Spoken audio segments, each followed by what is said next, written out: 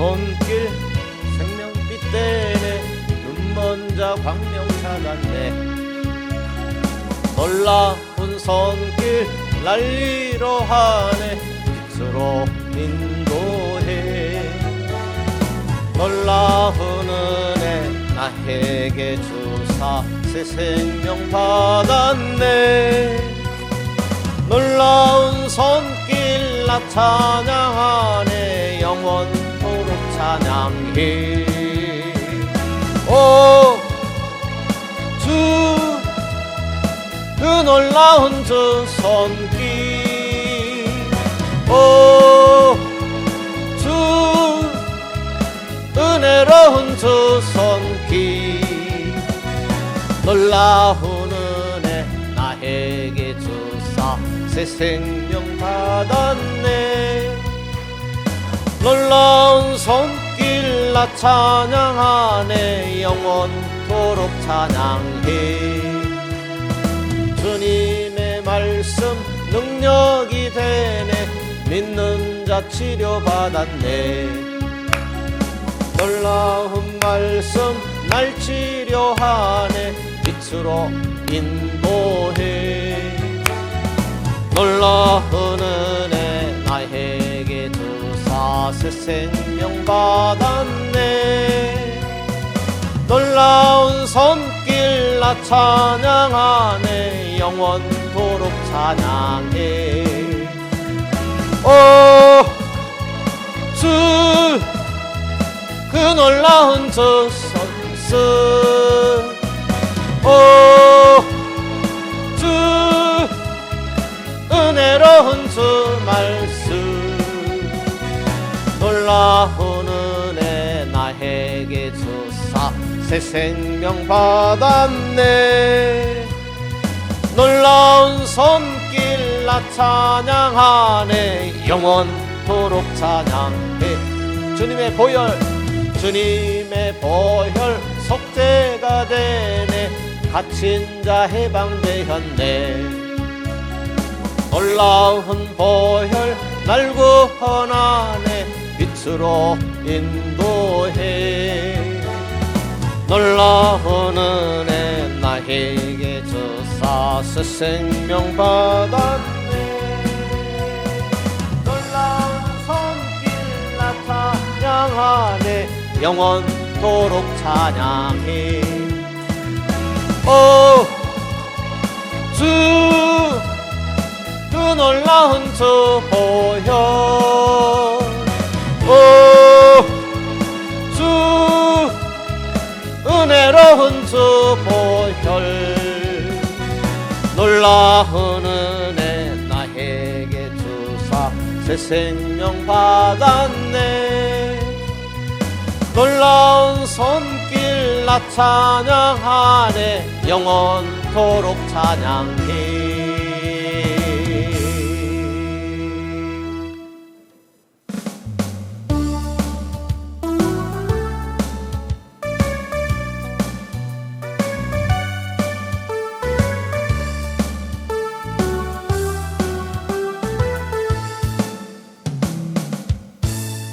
우리 걷는 이 길을 보기에 좁고 험하며 찾는이 매우 적어서 외롭지만 이 길 끝에는 우리 주님이 계셔 우리를 그 품에 안아주시리. 세상 사람들 우리들을 보며 어리석다고 조롱하지만 이 길을 가는 자마다 영원히 주와 살리라. 이 길을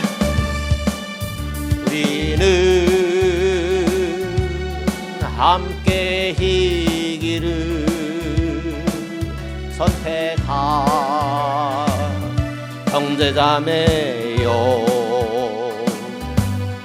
영원한 주의 나라에 백성이기에 서로 도우며 서로 손잡아주며 이 길을 함께 걸어갑시다. 세상 사람들 우리들을 보며 어리석다고 조롱하지마. 이 길을 가는 자마다 영원히 주와 살리라. 이 길을 가는 자마다 영원히 주와 살리라.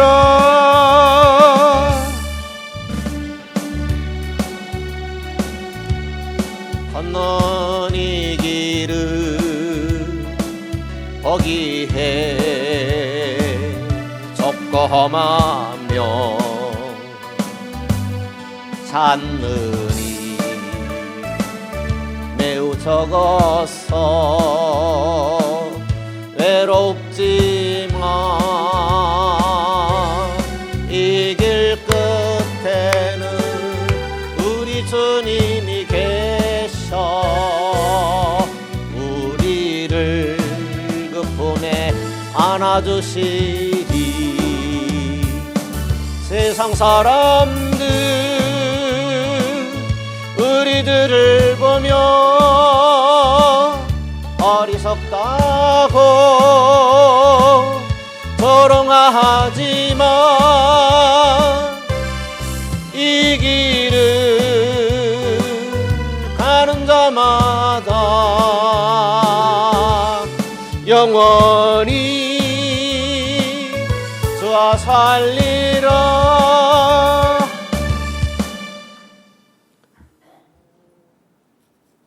이람 찬양합시다. 천국은 마치.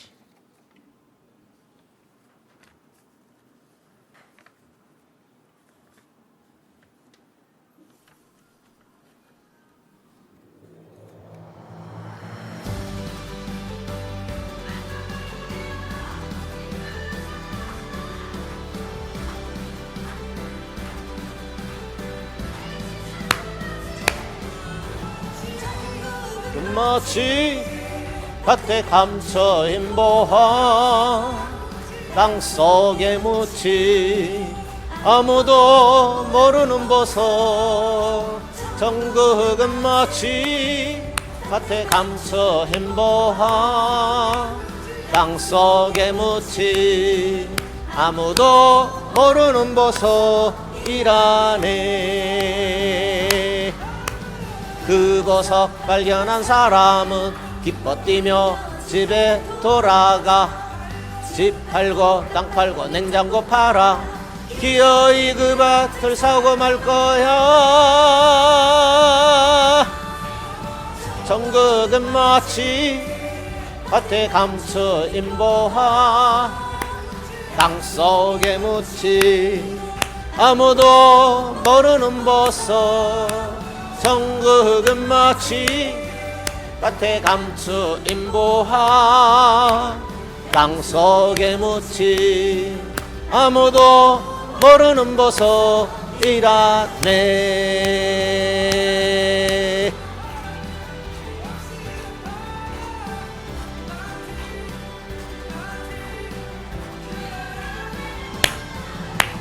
그 보석 발견한 사람은 기뻐 뛰며 집에 돌아가 집 팔고 땅 팔고 냉장고 팔아 기어이 그 밭을 사고 말 거야. 정극은 마치 밭에 감춰 인보한 땅속에 묻지 아무도 모르는 보석 쌍극은 마치 밭에 감추 인보하 묻지 아무도 모르는 보석이라네.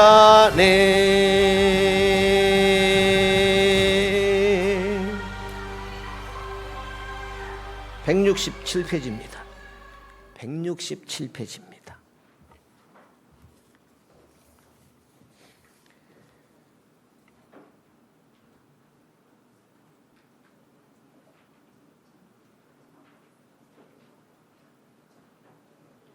이렇게 여기 처음부터 보시죠. 바울은 고린도 전서에서 예언을 달아보라고 했다. 긴가 민가 보라는 거죠. 긴가 아닌가. 좋은 것을 나쁜 것과 구분해서 골라내라는 것이다. 구약의 예언자 이사야가 한 말을 놓고 좋은 것과 나쁜 것을 골라낸다는 것은 힘들겠지요. 우리가 하나님께서 이사야 선지자를 통해서 주신 그 예언의 말씀을 우리가 골라내기가 힘들겠지요. 이건 진짜다 아니다 기준이 없잖아요. 그러나 신약의 예언은 성경에 권위가 없다는 거예요. 그래서 골라내기를 힘써야 된다. 답부터 말한다면 예언이라고 할 때에 성경 말고 사람의 입에서 나온 예언이라고 할 때 80% 이상은 아니다는 거예요. 통계적으로 예언한답시고 많이 있죠.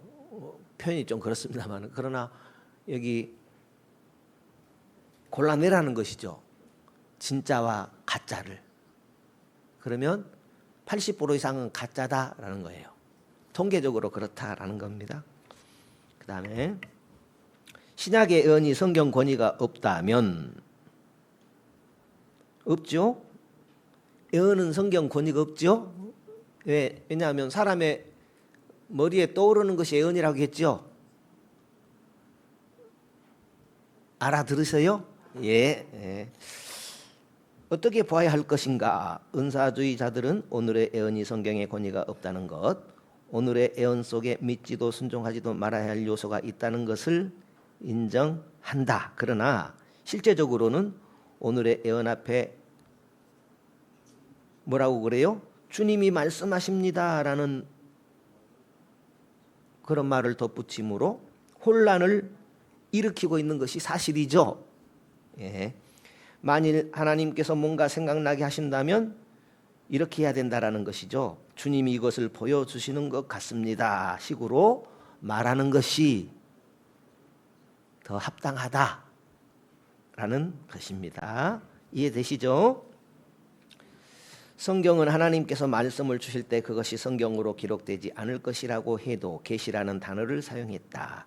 하나님께서 뭔가 떠오르게 하셔서 그것이 하나님으로부터 왔다는 느낌이 들게 하신 경우가 있다. 그런 계시가 임할 때에 그것을 말하면 그것이 예언이 된다. 그것은 하나님께서 신자들 가운데서 일하신다는 표시가 된다.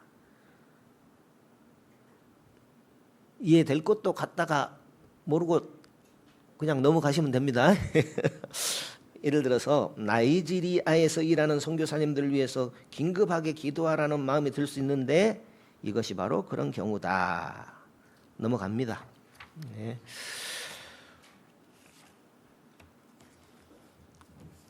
성경 읽어볼까요? 로마서 1장 18절. 하나님의 진노가 불의로 진리를 막는 사람들의 모든 경건하지 않음과 불의에 대하여 하늘로부터 나타나나니. 갑자기 이 구절이 들어오는데요. 딴 얘기가 될 수도 있겠습니다만은 하나님의 진노에 대해서 불의로 진리를 막는 사람들에게 대하여 하늘로부터 내린다라는 거죠. 그러면 불의로 진리를 막는다라는 것은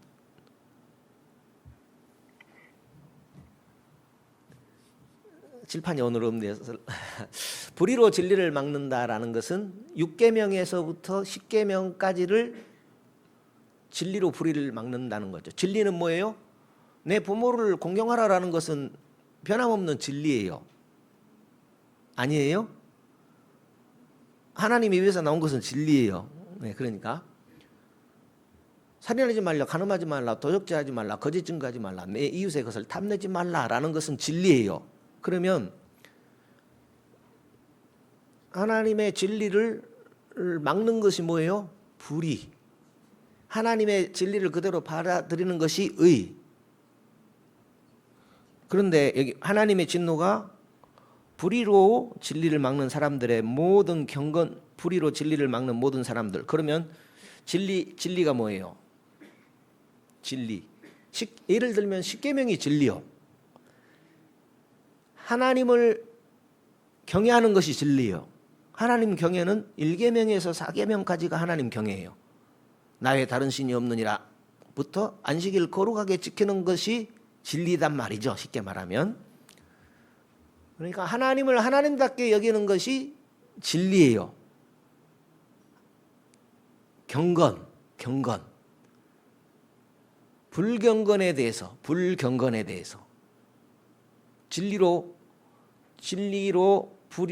진리를 막는 사람들의 경건하지 않음이라는 것은 하나님을 마땅히 경배해야 되는데 하나님을 하나님답게 여기지 않고 경배하지 않는 것, 1계명까지 4계명에 충족되지 않는 것을 불경건이라고 그렇습니다.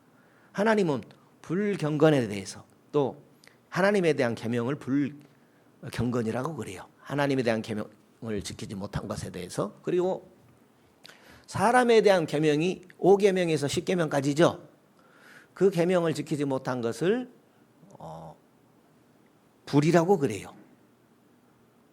그러면 하나님에 대한 계명을 다 지키는 분이 있을 수 있겠는가? 지킬 수 있겠죠. 그러면 사람에 대한 계명을 다 지킬 분이 있겠는가? 하나님의 진노가 그것 때문에 임한다라는 거죠. 쉽게 말하면. 그것이 로마서 1장에서부터 3장까지의 기록이 되어져 있습니다. 어떠세요? 예수 믿고 평생 이렇게 사시는 분들이 거의 대부분인데 여러분의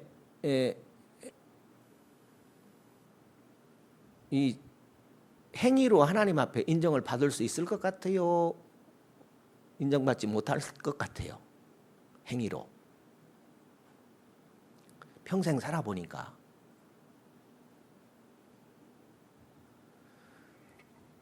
평생을 살아도 용서받지 못할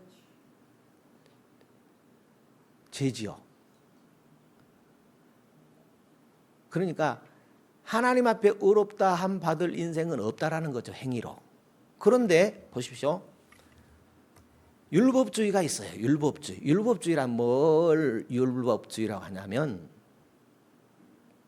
칭의론에 대해서 잘못 해석하는 것을 율법주의라고 그래요. 그러면 칭의론은 무엇이 칭의론이냐? 믿음으로만 의롭게 된다라는 거죠. 하나님의 진노가 무엇과 무엇에 임해요? 불의와 불경건에 대해서 임해요. 불경건은 집어치워두고 불경건은 뭐예요? 하나님에 대한 인간의 관계가 바로 되지 않을 때 불경건입니다. 그거 만족시킬 분 없죠. 떼어놓고 사람과의 관계에서 5계명에서 10번째 계명까지 지켜서 하나님 앞에 의롭다함을 받을 인생이 있는가라는 거죠. 의인은 없나니 하나도 없다라는 것이 성경의 기준입니다. 판단이고. 그러면 오늘 우리가 하나님 앞에 의인은 없나니 아무도 없는데 의인이 없다는 것은 뭐예요? 하나님의 진노를 받을 수밖에 없는 인생들이다라는 거죠. 그러면 일평생 예수 믿으면서 살아온 여러분, 일평생 우리의 행위로 하나님의 진노를 피할 수 있는 길이 있느냐 없느냐라는 거죠. 어떠세요? 일평생 살아보니까 내 행위로 하나님의 진노를 피할 수 있을 것 같아요? 없을 것 같아요?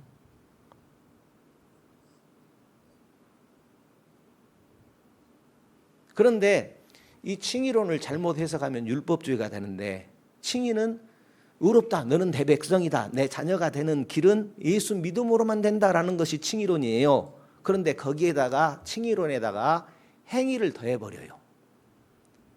의식을 더해버려요. 그것이 카톨릭입니다. 그런데 이 칭의론을 잘못 해석하는 것이 가톨릭에만 있느냐, 그게 아니에요. 오늘 우리에게도 있어요. 그러면 은혜가 은혜되지 않아요. 복음이 복음되지 않아요. 가장 중요한 복음이 되지 않아요. 나는 도저히 하나님 앞에 설 수 없는 죄인이라는 것을 알 때 복음이 돼요. 나는 하나님 앞에 도저히 설 수 없는 죄인인데 예수 때문에 설 수 있게 됐다라는 것이 피부적으로 느껴져야 복음이 되는 거예요. 그런데 여기 다시 보시죠. 하나님의 진노가 불의로 진리를 막는 사람들의 모든 경건찬음과 불의에 대해서 하늘로부터 나타나다니 그랬어요. 용서받지 못할 죄를 용서받을 수 있는 길은 오직 복음으로만 됩니다. 그러니까 나는 용서받을 수 없는 죄인이다라는 것을 일평생 지나면서 깨달아야 돼요. 여러분 어떻습니까? 용서받을 수 있는 죄인이에요? 용서받을 수 없는 죄인이에요? 죄인이라니까 싫죠? 그러면 복음이 필요 없어요. 죄송합니다. 내가 용서받을 수 없는 죄인이라는 것이 깨달아지지 않으면 복음이라는 것이 필요 없다니까요. 오늘부터 예수 떼어놓고 내 마음대로 살아야 돼요. 죄송합니다. 오늘 우리는 철저하게 도저히 용서받을 수 없는 죄인이 용서받았다는 이 사실을 오늘 또 내일 또 이후로도 항상 잊지 말고 살아야 됩니다. 그게 복음이거든요. 그런데 우리는 이 중요한 것을 놓쳐버리고 그냥 내가 했다, 내가 오래 믿었다, 내 이름을 내려고 그래요. 그러면 낼 거 없잖아요. 구원 얻는데 우리는 일도 보탤 수 없어요. 주님의 그 큰 은혜, 주님의 그 큰 구원, 주님의 그 큰 사랑만이 우리 되게 하고 하나님의 자녀 되게 하고 천국 백성 되게 하거든요. 가장 중요한 그걸 붙들어야 되는데 우리는 맨 격까지 붙들고 내가 했네. 그러니까 칭의론을 잘못 해석해 가지고 율법주의가 돼버리는 거예요. 그러니 복음이 안 되는 겁니다. 교회 안에서. 복음이 안 되면 하나님께 영광이 안 돼요. 복음이 안 되면 신앙생활이 힘들어요. 복음이 안 되면. 그래서 복음을 다시 찾자라는 것입니다. 이 로마서 1장 18절을 보니까 하나님의 진노를 보니까 새삼 또 이 부분이 다가오는데요. 그러면 복음은 어떻게 깨달아지는가? 복음은 어떻게 복음이 되는가? 성경을 보면 볼수록 말씀을 읽고 듣고 배울 때 복음이 복음돼요. 말씀을 통해서 다른 이야기가 아니라 바로 오늘 나의 얘기거든요. 구약이나 신약이나 성경을 읽으면 그것은 남의 얘기가 아니고 바로 하나님께서 나를 향한 하나님의 사랑의 메시지거든요. 용서의 메시지거든요. 복음의 메시지거든요. 그러므로 우리가 해야 될 일은 부지런히 성경을 읽고 듣고 배워야 됩니다. 성경을 듣고 배우는 가운데 하나님의 말씀을 통해서 내가 예수 믿고 용서받은 사람이다라는 것을 알게 깨닫게 하시는 것입니다. 네, 넘어가겠습니다. 예언의 이 구절이 나오다 보니까 168페이지 보면 아랫부분에 신약의 예언은 이렇게 성령의 순간적인 감동으로 계시가 임한 경우인데 교육은 교사가 성경 내용을 설명하고 적용하는 것이다. 교육은 뭐냐면 목사가 하는 것을 교육이라고 그래. 쉽게 말하면 목사님은 설교하는 것과 가르치는 것에 전무하는 직분을 목사라고 그래요. 성경을 설명하고 적용하는 것, 성경 내용을 설명하고 어떻게 받아들여야 된다라는 것을 교사가 하는 일이라고 하죠. 교육이 예언보다 더 권위가 있다. 교육이 뭐라고요? 예언보다 더 권위가 있다 없다요? 있다. 그러면 예언보다 교육이 권위가 있다라는 거예요. 장로의 자격 중에 여기 장로는 목사를 말해요. 잘 가르치는 자라는 것은 있지만 잘 예언하는 자라는 것은 없다. 그러면 목사는 애언하면 안 된다 그 얘기가 아니에요. 더 중요한 부분을 부각을 시킨다라는 겁니다. 그 다음에 169페이지입니다. 신약의 애언은 미래에 대해 말하는 것만이 아니라 죄를 지적하고 격려하고 위로하는 것도 포함한다. 애언을 한다면서 죄만 끄집어내고 가슴만 벌렁벌렁하게 하면 그거 무서운 것이죠. 거기서 그치면 안 돼요. 애언이라는 것은 하나님의 어떤 위로까지 포함하는 겁니다. 격려하고 위로하는 거. 왜 그런 애언을 하나님께서 주셨는가라는 것까지. 그래서 애언은 격려하고 살리는 목적입니다. 심판하는 목적이 아닌 것이죠. 여러분 이 구절이 중요하거든요. 그런데 여러분이 가지신 교재에 혹 쓰신 분도 계시지만 거의 대부분은 전도사님께서 이렇게 쓰신 것을 복사한 거예요. 그러니까 본인이 쓰지 않으면 별 이득이 없어요. 설명을 이렇게 이해하는 것도 중요하겠지만 성경 구절을 써서 내 것 삼는 것이 중요합니다. 그래서 그런 부분은 좀 생각하셨으면 좋겠습니다. 170페이지입니다. 170페이지. 바울은 회중 중에서 많은 사람들이 애언할 수 있다고 했다. 오늘 우리 성도들 다 애언할 수 있어요. 하려고 노력해야 돼요. 그 얘기입니다. 근데 저도 이런 부분 고민해 보지도 않았고 성도님들과 그렇게 나누지도 않았고 강조하지도 않았거든요. 그리고 신학교에서는 이런 과목이 있지도 않아요. 그런데 성경을 보면 애언에 대한 내용이 있거든요. 그래서 그런 부분을 인식하고 하나님의 하시는 일은 다양하다. 그리고 이 애언의 일은 또 중요한 부분의 하나다라는 것을 기억하시면 좋겠습니다. 전문 연사나 교육 은사가 있는 사람만이 애언하는 것이 아니다라는 거죠. 은사를 하는 전문가가 따로 있는 게 아니라 모든 성도에게는 이 애언의 은사를 하나님이 주시기를 원하신다라는 것이고 그걸 개발하라는 것입니다. 그 다음에 가운데쯤에 우리는 애언을 간절하게 뭐 해야 된다? 사모해야 한다. 우리가 너무 지적이고 객관적이고 좁아가지고 그죠? 의견이 소견이 좁아가지고 성령의 능력을 등한시하는 문제가 있을 수 있습니다. 저도 그렇고 우리 신자들도 그렇고 그렇다라는 거예요. 우리는 성경의 권면에 대해서 마음을 열어야 된다. 예언하라 그랬어요. 예언하지 말라보다는 예언하라 그랬거든요. 그러니 부담스럽죠. 그래야 주님의 교회가 든든히 서가고 또 하나님이 하라는 그 명령에 순종하는 것이 되거든요. 그래서 예언 어떻게 하죠? 또 하시는 분들은 어떻게 하는가? 이렇게 유심히 볼 필요가 있겠습니다. 예를 한번 들어볼까요? 한번 성도님들과 나눈 기억이 나는지 모르겠는데 이제 수십 년 됐죠. 40년도 더 된 이야기입니다. 거의 50년 가까이 되는지 모르겠습니다. 제가 어릴 때입니다. 그러니까 닭집 아시죠? 해동교회를 여기다 건축하기 전에 이제 좀 500m 모르겠습니다. 1km까지 되는지 그렇게는 안 될 것입니다만 거기에서 해동교회가 시작이 됐어요. 73년도에.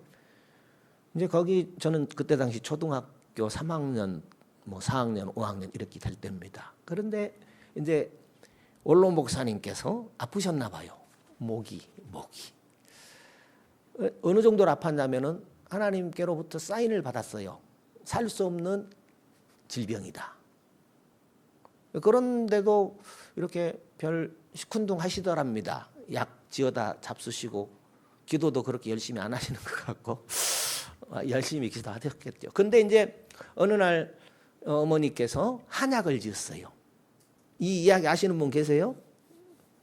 한약을 지으셨어요. 한제가 몇 봉지인가요? 20봉지. 그런데 첫 봉을 뜯어갖고 하나님 이 약 드시고 이렇게 꼭 낫게 해주십시오. 그런 마음으로 이제 약을 정성껏 드렸어요. 그런데 하나님 꼭 나을 줄 믿습니다. 이렇게 기도가 나와야 되는데 이상하게도 이 약 먹고 낫지 말게 해주십시오. 이 약 먹고 낫지 말게 해주십시오. 이상하다.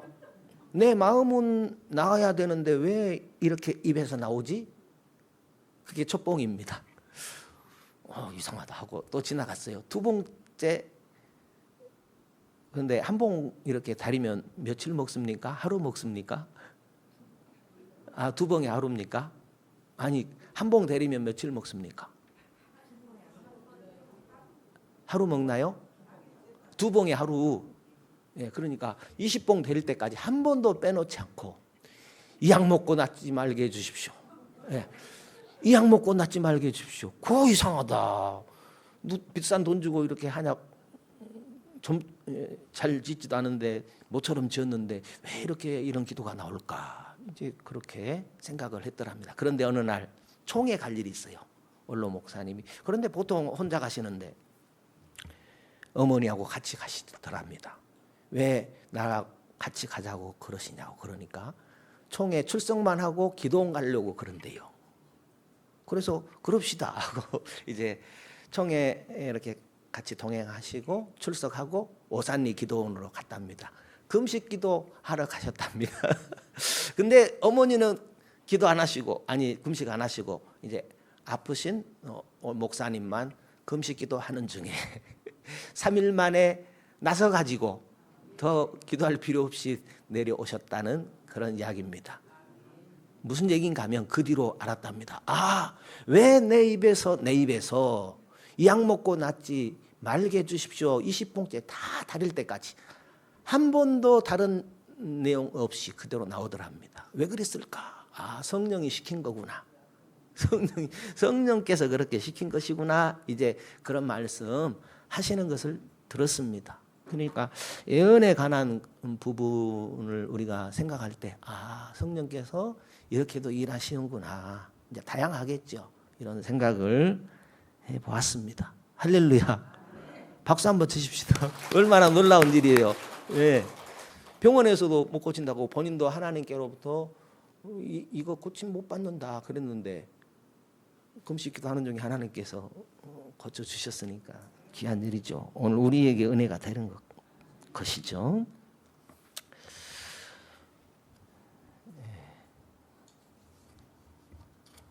우리는 교회에서 이 문제에 대해 지혜를 달라고 하나님께 기도해야 한다. 이 문제에 대한 성경적인 교육도 해야 한다. 교회 지도자는 이 문제에 있어서 서두르지 말고 인내심을 가져야 한다. 교회는 성경에 나와 있는 대로 예언의 은사를 인정하고 격려해야 한다. 그러니까 예언은 활성화될 필요가 있다라는 거죠. 막 서로 예언하고 힘을 얻고 그러면 교회가 더 활성화되겠잖아요. 그렇죠. 그래서 기도하는 이유가 뭐예요? 열심히 모이고 이런 예언들이 활성화되어져 가야 하는 그런 이유도 있겠죠. 예언 사용은 매우 신중해야 한다. 예언을 성경보다 더 신뢰하지 않도록 주의시켜야 하고 예언 중에 가짜가 많다는 것도 주지시켜야 한다. 그러니까 방금 말씀드렸죠. 80%는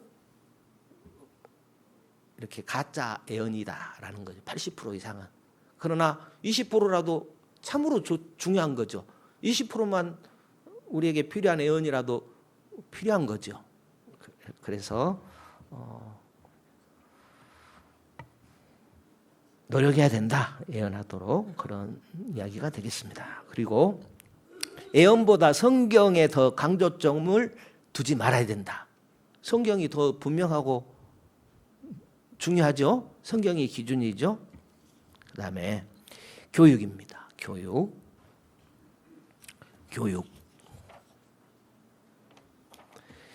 교육 은사는 성경을 설명하고 생활에 적용하는 능력이다. 그러니까 오늘 오후 시간 같은 게 교육이에요. 저는 목사는 일방적으로 교육시키고 성도는 교육받는 거 그게 아닙니다. 목사는 먼저 좀 이렇게 전에 들었고 전달하는 그런 점으로 생각하면 되겠습니다. 성경을 설명하고 생활에 적용하는 능력이다. 설교에도 그런 부분이 있겠지만요. 교육은 중요하다. 신앙생활의 교육은 중요하다. 아멘. 그래서 오후 시간 중요한 것입니다. 신약에서 교육이 구약 성경에 근간 것일 경우 거의 성경 권위에 맞먹는 권위가 있었다. 바울은 디모데에게 신실한 자들을 교육해서 또 그들이 다른 신실한 자들을 교육하도록 하라고 했다. 이제 이런 차원에서 교회마다 지금은 좀 활성화된 교회들을 보면 제자 훈련이라는 그런 훈련, 성경 공부가 있어요. 그래서 잘 훈련돼서 또 다른 분들에게 이렇게 전해주는 그런 경우들이 있습니다. 교육이다 볼 수 있겠죠. 교육은 사도들의 교훈을 계속 반복해서 설명하고 적용하는 것이었다. 사도들은 예수님의 제자들이죠. 예수님의 제자들은 예수님께 잘 전달받았잖아요. 그래서 다른 또 주의 백성들에게 신자들에게 잘 설명할 수 있었습니다.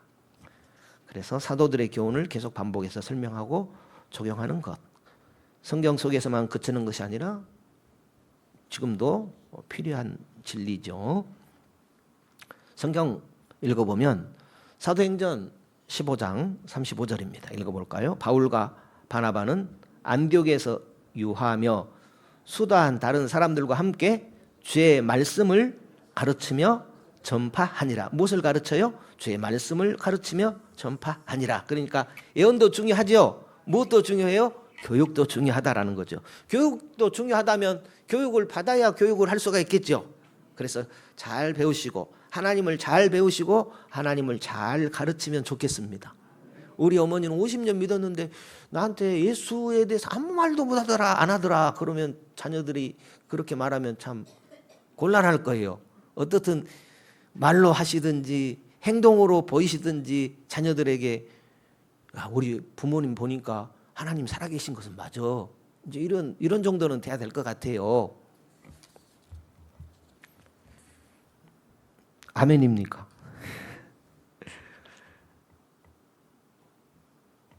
저도 세 자녀가 있는데 첫째는 저를 목사로 인정해요. 막내는 말을 아직 안 했어요. 가운데는 모르겠어요. 예. 어떻든 첫째는 나를 인정해 줬어요. 아버지 목사 같아요. 쉽게 말하면 부족하죠. 감사했어요. 부족한 나를 목사로 여겨주니 참으로 고맙다.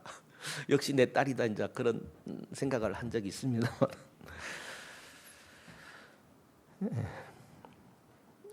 히브리서 5장 12절 읽어보죠. 히브리서 그 아래 보면 있습니다. 때가 오래되었으므로 너희가 마땅히 선생이 되었을 터인데 너희가 다시 하나님의 말씀에 초보에 대해서 누구에게 가르침을 받아야 할 처지니 단단한 음식을 못 먹고 젖이나 먹어야 할 자가 되었도다. 무슨 말이에요? 예수 믿은 지 수십 년이 됐는데 오래됐는데 뭘 몰라요? 복음을 몰라요. 이건 실제적인 상황입니다. 오늘 대한민국의 실제적인 상황이에요. 이제 기독교 사상이 정착되어지는 데는 그러니까 기독교적 풍토가 조성되어지는 데는 시간이 더 걸릴 수도 있죠. 그러나 진리에 대해서만큼은 정립이 되어져야 되는데 아직 교회가 지금 카톨릭인지 개신교인지 구분이 안 되는 그런 교회들이 많다라는 거죠. 하나님의 은혜인지 제가 수요일 날 로마서를 계속해서 하게 되거든요. 그건 은혜라고 생각합니다. 왜냐하면 하나님께서 조금씩 더 업그레이드를 시켜요. 복음으로 구원하거든요. 구원의 문제가 그렇게 중요하거든요. 오늘 개신교 교인들이 구원은 다 받은 줄로 생각해요. 그러면 왜 받은가에 대한 이해가 있어야 되는데 그걸 설명을 못하는 거예요. 그러다 보니까 신앙이 처음에는 믿음으로 시작했다가 더하기 행위가 되는 거예요. 그러면 믿음으로 구원 얻는 데다가 행위를 더하면 얼만큼 더 해야 돼요? 권사만큼 더 해야 돼요? 장로만큼 더 해야 돼요? 아니면 목사만큼 더 해야 구원 얻어요? 그거 아니거든요. 그러면 구원의 문제를 어떻게 해결해야 돼요? 그거 해결해야 되거든요. 그래야 은혜가 은혜된다라는 거예요. 그래야 복음이 되어진다라는 것입니다. 그런데 보십시오. 다시 때가 오래므로 믿은 지 꽤 됐어요. 믿음으로 시작했다가 다시 그 칭의론을 믿음에다가 행위를 더해버리니 마땅히 선생이 돼야 되는데 선생이 못 된다는 거죠. 다시 하나님의 말씀의 촉구에 대해서 가르침을 받아야 할 처지니 단단한 음식 못 먹는 자 돼버렸다는 거죠. 깊은 어떤 구원의 말씀을 이해하고 붙들지 못하니까 하나님께 충성하는 데 약하다라는 것입니다. 기억합시다. 우리는 도저히 용서받을 수 없는 죄인인데 용서받았다라는 이 진리가 날마다 우리 심령 가운데 살아있어야 됩니다. 도저히 용서받을 수 없는 내가 오늘 용서받고 예수 믿는다. 이것이 날마다 살아있고 뜨거운 감사로 하나님께 나가야 됩니다. 그게 복음입니다. 그러니 그 복음이 살아있으려면 말씀에 깨 있어야 돼요. 할렐루야. 복음이 복음되게 합시다. 예, 여기까지 하겠습니다. 여기까지 하겠습니다.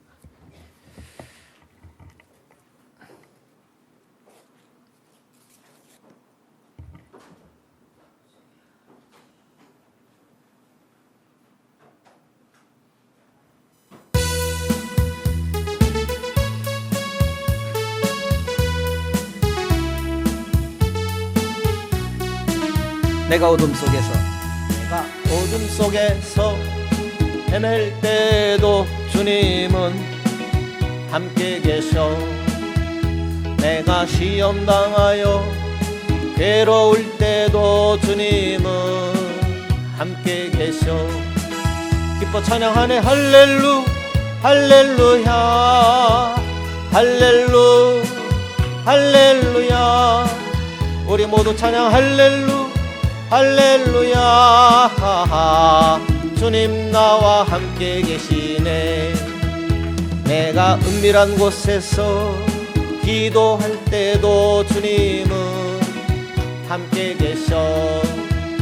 내가 아무도 모르게 선한 일 할 때도 주님은 함께 계셔. 기뻐 찬양하네 할렐루야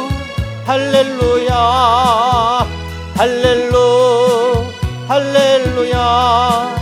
우리 모두 찬양 할렐루야. 주님 나와 함께 계시네. 힘이 없고 연약한 사람들에게 주님은 함께 계셔. 세상 모든 형제와 자매들에게 주님은 함께 계셔. 기뻐 찬양하네 할렐루야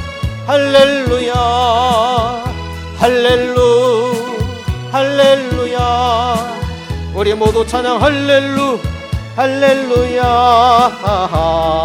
주님 나와 함께 계시네. 돌아가실 때 차 타시는 분들, 제가 아침에 일찍 모시고 오신 분들은 제가 모셔다 드리겠습니다. 알아들으셨죠? 예, 주기도 하고 마칩니다. 하늘에 계신 우리 아버지여, 이름이 거룩히 여김을 받으시오며 나라 위에 임하옵시며 뜻이 하늘에서 이룬 것 같이 땅에서도 이루어지이다. 오늘날 우리에게 일용할 양식을 주옵시고 우리가 우리에게 죄 지은 자를 사하여 준 것 같이 우리 죄를 사하여 주옵시고 우리를 시험에 들게 하지 마옵시고 다만 악에서 구하옵소서. 대개 나라와 권세와 영광이 아버지께 영원히 있사옵나이다. 아멘.